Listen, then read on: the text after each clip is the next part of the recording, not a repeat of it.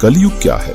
चार पांडव अर्जुन, भीम, नकुल और सहदेव ने इस पहेली को सुलझाने के लिए किसी और से नहीं मिलकर ज्ञानी कृष्ण की ओर मुड़ लिया। एक हल्की मुस्कान के साथ कृष्ण ने सहमति दी कि वह कलयुग क्या है और उन्होंने बोए की ओर तीर चलाया। फिर उन्होंने भाइयों से कहा कि वे वहीं तीर ले आएं और वापस लाएं। जब बहादुर भाइयां विभिन्न दिशाओं में बाहर निकले तो प्रत्येक मुलाकात कालिया के चरित्र को प्रतिबिंबित करती थी।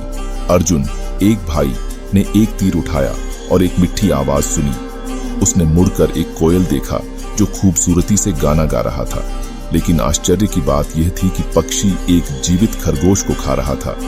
अर्जुन अपनी आंखों पर विश्वास नहीं कर सका और वह तेजी से उस अजीब सीन को छोड़ दिया। भीम, एक और भाई, 5 कुएं के पास एक तीर उठाया। 4 में खूबसूरत पानी बह रहा था जिनमें उनकी प्रचुरता को संजीवनी नहीं किया जा सकता था, जबकि 5वां केंद्र में बिल्कुल सूखा था।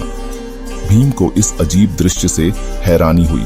नकुल अपने साथ तीर लेकर वापस आ रहे थे तो उन्होंने कुछ असामान्य देखा।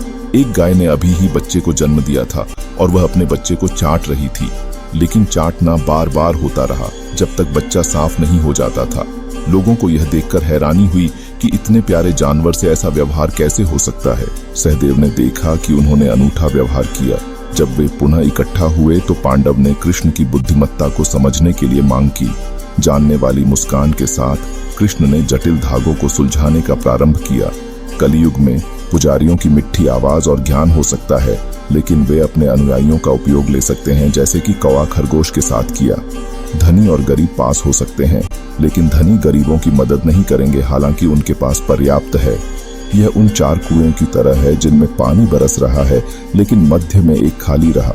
माता पिता अपने बच्चों से बहुत प्यार करेंगे, लेकिन कभी कभी उनका प्यार उन्हें बिगाड़ सकता है, जैसे कि गाय अपने बछड़े को बहुत पसंद करती है। और काली युग में लोगों के चरित्र गिर सकते हैं, जैसे कि वह बड़ी चट्टान पर गिर गई थी।